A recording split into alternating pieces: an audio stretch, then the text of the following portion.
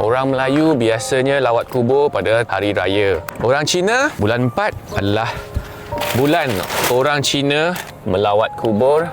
Dan hari ni kita bawa korang pergi tengok tempat letak abu orang Cina. During Chengmeng Festival adalah di mana orang-orang Cina datang untuk menyembah atuk nenek moyang mereka yang dah meninggal dunia. So, banyak orang lah boleh nampak.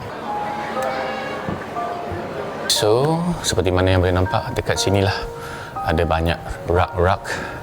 Setelah masuk sini sangat tenang, bawah banyak orang, sini very quiet. This is how satu tempat penyimpanan abu look like. Okay, bagi mereka yang sebelum ni pernah nampak punya video dan tanya adakah tempat ni kena sewa tiap-tiap bulan, the answer is no. Tempat ni sebenarnya you beli sekali saja and after that you dah boleh letakkan kat sini until bila-bila.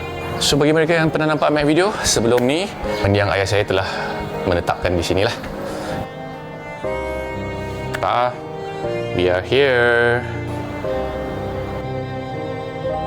So dekat sini ada lebih kurang dalam 11 tingkat. Tingkat yang bahagian atas tempat ni semua adalah double lot. Atuk dengan nenek saya dekat tingkat yang atas ni pula ada double lot. Very peaceful, tenang, bright, sangat terang. So how much roughly the costing untuk dapatkan satu tempat macam ni? Biasanya, okay, FYI, dia ikut level. Kalau macam eye level macam ni, eye level paling mahal. Lagi rendah, lagi murah, lagi tinggi, lagi murah. So, double lot macam ni lebih kurang dalam 15,000. Yang lebih bawah lebih kurang dalam 7,000, 6,000. Atas pun sama, paling atas is 6,000 lebih.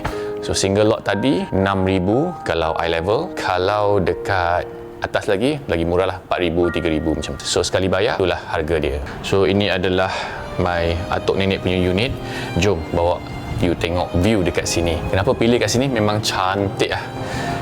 Umpamanya macam like kondo, ada view cantik macam ni, memang sejuk lah, dingin je because the angin. See? So ini merupakan tour kawasan tempat letak abu tulang mendiang-mendiang yang telah meninggal dunia, tempat orang Cina, which is dekat Sungai Besi.